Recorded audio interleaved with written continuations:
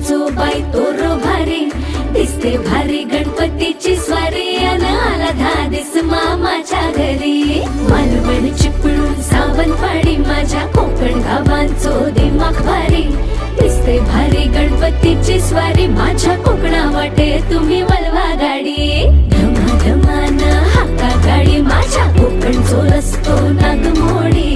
कारी नये